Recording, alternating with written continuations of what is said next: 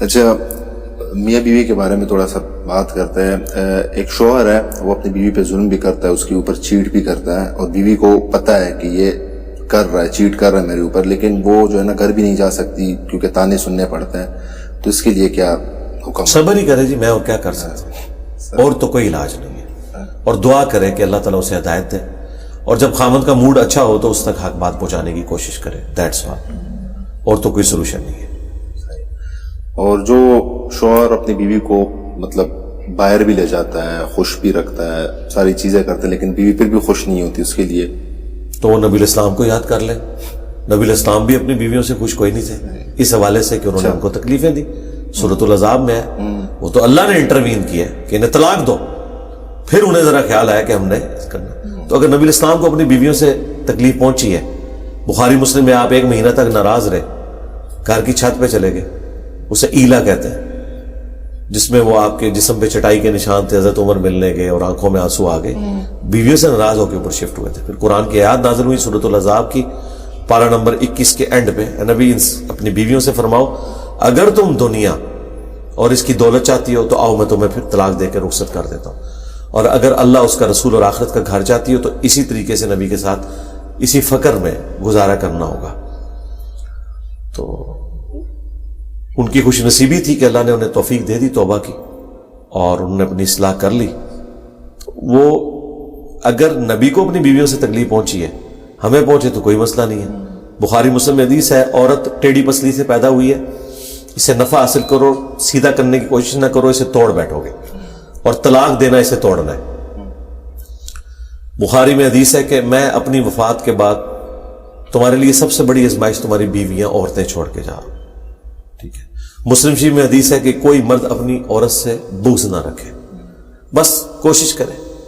مسلم شریف میں ایک اور حدیث ہے کہ دنیا برتنے کی جگہ ہے اور سب سے بہترین سرمایہ نیک بیوی ہے.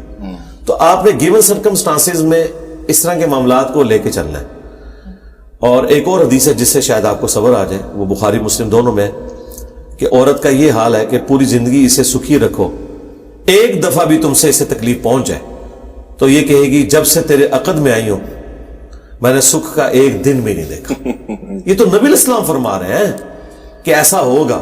تو میرے خیال ہے جب بیوی ناراض ہو تو آپ کہا کریں صدق رسول اللہ نے سچ کہا تھا, اور اس کو انجوائے کیا کریں.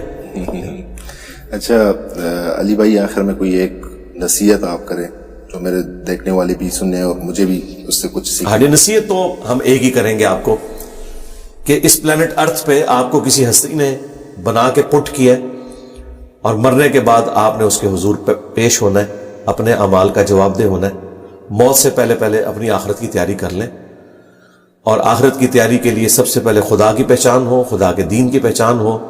اور اگر آپ مسلمانوں کے گھر پیدا ہوئے تو ایٹ لیسٹ آپ کو ایک ایج تو ملا کہ آپ مسلمان ہیں.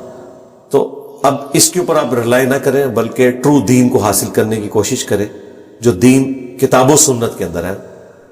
صرف ان بابوں کو مانیں جو کتابوں کو مانتے ہیں اور کتابوں کی تعلیمات سکھاتے ہیں, اور جو بابوں کی تعلیمات سکھا رہے ہیں اور کتابوں کے غدار ہیں تو نہ ایسے بابوں کی کوئی عزت ہے, نہ ان کی بات آپ نے ماننی ہے, کیونکہ بابوں کی عزت کتابوں کی وجہ سے تھی. اگر کوئی اپنی کتابوں کا غدار ہو جائے, کوئی قرآن کا غدار ہے, بخاری کا غدار ہے, مسلم کا غدار ہے, تو بابا اس قابل نہیں ہے کہ اس کی عزت کی جائے. تو دیکھیں ہمارے آباء و اجداد کے ساتھ بھی انہوں نے دھوکہ کیا, آپ کے ساتھ بھی دھوکہ نہ کریں. جب تک بات قرآن و سنت کے ریفرنس سے آپ ویریفائی نہ کر لیں تو کسی کی بات کے اوپر عمل نہ کریں. اور جو بندہ قرآن و سنت کے مطابق آپ کو بتاتا ہے, بھلے وہ کسی بھی فرقے کا ہے, آپ اس کی سچ بات لے لیں, جو غلط بات ہے وہ چھوڑ دیں. بس یہی نصیحت میں کروں گا. جزاک اللہ.